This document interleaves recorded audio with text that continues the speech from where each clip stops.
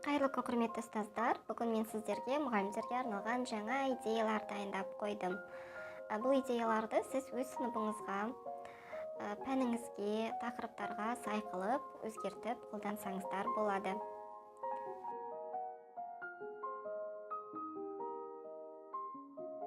Бірінші идеяда I wish my teacher knew, менің мұғалімімнің білгенін қалаймын деген жазумен осындай бокс, яғни почта жәшігі сияқты етіп жасап қоясыз. Ол жерге балалар өздерінің мұғалімдерге айтқысы келетін, айта алмайтын, бірақ жазып бере алатын сырларын, мәселелерін жаза алады. Мысалы, қазіргі уақытта буллинг, мысалы біреуден жабыр көріп жүрген болса, немесе қандай да бір өзінің бойындағы мәселелерін жаза алады, өмірінде болып жатқан. Бұны сыныпқа арнап жасауға болады, немесе мектепке арнап та жасап қоюға болады.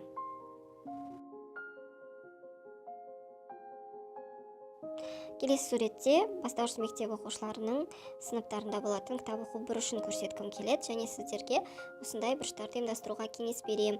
Ол балалардың кітап оқуға деген қызығушылығын оятуға өте жақсы көмектеседі. Халықаралық мектепте осындай әр сыныпта осындай бұрыштар бар.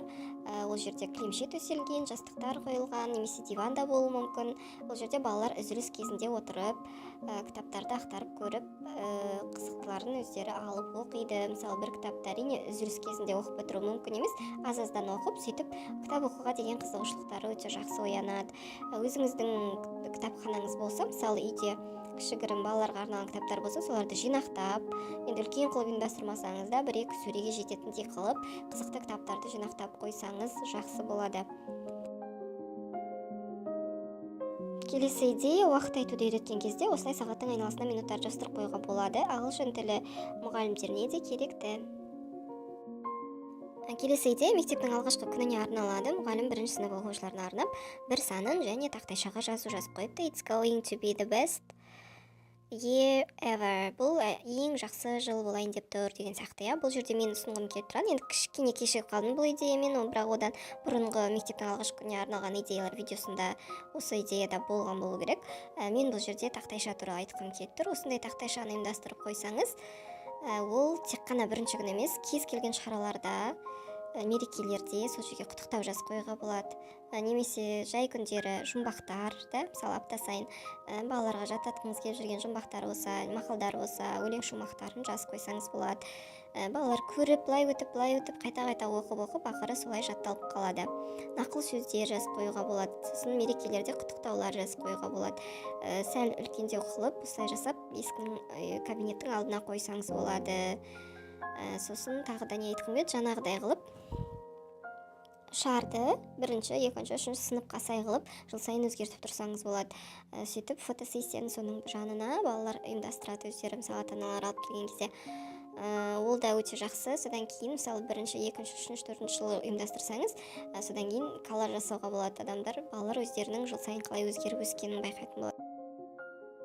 Келесі идеяда мектептің алғашқы күніне арналған. Мұғалім әр оқушысына арнап осындай білезіктерді өз қолымен жасап қойған.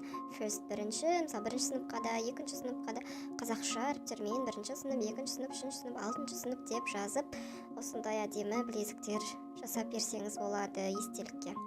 Бұлардың барлығы балаға жақсы эмоция, қуаныш сыйлау үшін.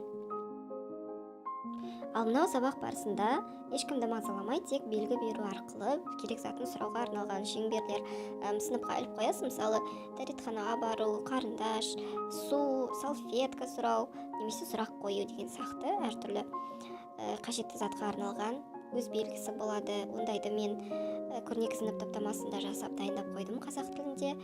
Оны жақын арада мұғалімдерге арналған каналға саламын. Ал келесі видеода айнаның айналасында аффирмациялық шеңберлер, мен ақылдымын, сымбаттымын, мен баттылмын деген сияқты әртүрлі өзіне сенімділік тудыртатын әдемі сөздер, аффирмациялық жазылған шеңберлер. Бұл да көрнекі сынып топтамасында бар. Жақын арада мұғалімдерге арналған каналға саламыз. Ол үшін каналға жазылыңыздар. Ол үшін төменде описаниеда жазылған номерге хабарлассаңыз болады. Мына тақтайшадағы сөз be the reason someone smiles today. Бүгін біреудің күлуіне себепкер бол. Америка мектептерінде осындай әдемі аффирмациялық немесе нақыл сөздер баланың өзіне деген сенімділігін оятатын, басқаларға мейірімді болуға үйрететін, бір-бірін жақсы көруге, емшілдікқа шақыратын осындай әдемі сөздерді көп жазып қояды. Болашақта тағы да бөлісемін осындай әдемі сөздермен бөлек видео жасаймын, немесе мұғалімдерге арналған каналға кіріп көрсеңіз болады, ол жерде де ондай идеялар өте көп. Аптаның, айдың немесе 90-ның үздік оқушысын анықтау үшін осындай шелектер жасаймыз. Оларды пластикалық стакандардан жасауға болады, және соларға баланың журналдағы реттік сандарын жабыстырып шығамыз. Содан кейін күн сайын үздіктерге арнап өзіңіздің комментарий жазған қағаздарыңыз саласыз. Мысалы, өте керемет, өте жақсы, сен жақсы орындадың, мықтысың деген сияқты сөздерді жазамыз. Балалар осылай үздік сөздерін осылай жинап өз шелектеріне салып отырады. Айдың немесе аптаның немесе 90-ның соңында кім ең көп жақсы сөз жинады, кім ең көп үздік комментарий жинады, сол оқушы үздік болады. Оған арнап приз дайындасаңыз болады, яғни балаларға жақсы оқуға деген мотивация. Менің болашағым немесе мен өз болашағымды қалай көремін тақырыбына арналған тапсырма. Оны орындау үшін балалар өз бейнелерін суретін салады. Одан кейін сіз таратып берген көзілдірікке өздерінің болашағын қалай көреді, сол сияқты суреттерін салып шығады. Мысалы, мына оқушы фламинго көргім келеді деп салған, мысығым болса екен деген шығар. Жаңағыдай А+ өздік оқушы болғым келеді, бассейні бар үй деген сияқты өзінің арман тілектерін жазып шыққан.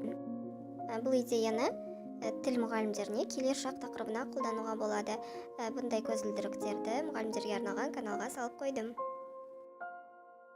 Қазіргі таңда балалардың көңіл-күйіне, эмоциясына өте көп мән беріледі. Сондықтан өз сыныбыңызға осындай бұрыш жасап қойсаңыз болады. Сен өзіңді бүгін қалай сезінесің?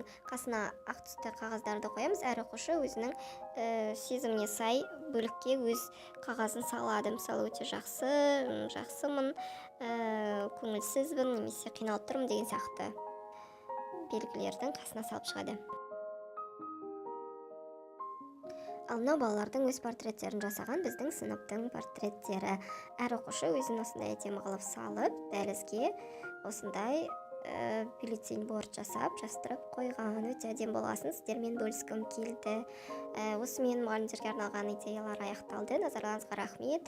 Тағы да қызықты идеяларды каналдан көрсеңіз болады. Болашақта тағы да бөлісемін.